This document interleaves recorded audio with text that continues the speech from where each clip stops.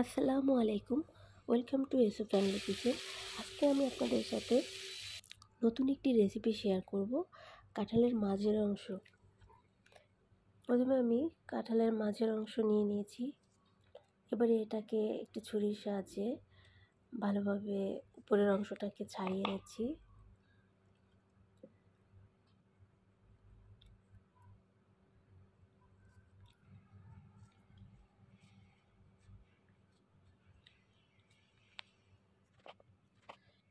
ছাড়ানো হয়ে গেলে এবারে একটু মোটা আকারে এটাকে আমি ছোট ছোট সাইজে গোল গোল করে কেটে নিচ্ছি।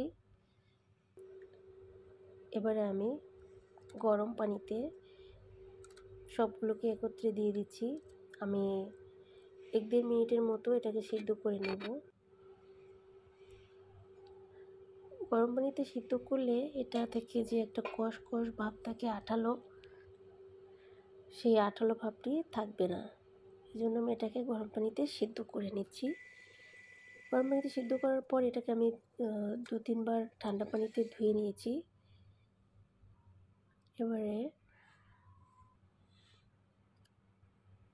হলুদ গুঁড়ো, মরিচ গুঁড়ো, আমি এখানে হাফ চা চামচ হলুদ গুঁড়ো, হাফ চা চামচ মরিচ গুঁড়ো এবং হাফ চা চামচ জিরে গুঁড়ো দিয়ে এবং স্বাদ মতো লবণ দিয়ে ম্যারিনেট করে নিচ্ছি। এটি দেখতে হুবহু কচুর মতো এবং খেতে কিন্তু দারুণ মজার।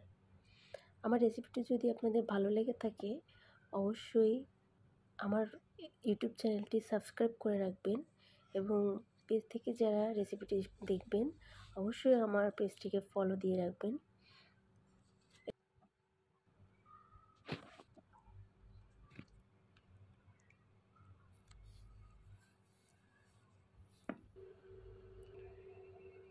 এবারে একটি ফ্রাই প্যানে তেল গরম করে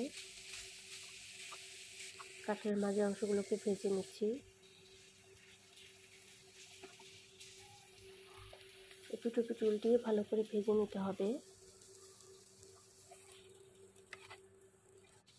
ভাজা হয়ে গেলে এগুলোকে আমি তুলে নিচ্ছি। এবারে ফ্রাই প্যানে তেল দিয়ে আমি পেঁয়াজ কুচি, কাঁচামরিচ ভালোভাবে ভেজে নিচ্ছি। এরপরে সামান্য হাফ চা চামচ পরিমাণ হলুদ এবং মরিচ গুঁড়ো দিয়ে দিচ্ছি এবং স্বাদ মতো সামান্য একটু লবণ দিয়ে দিচ্ছি এবং একটু পানি দিয়ে মশলাটাকে কষিয়ে নিচ্ছি।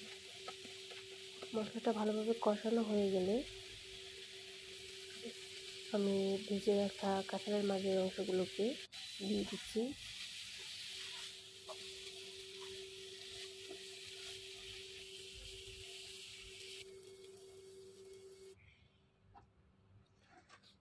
ব্যাস তৈরি হয়ে গেল কাঁঠালের মাঝের অংশ দিয়ে দারুণ মজার একটি রেসিপি।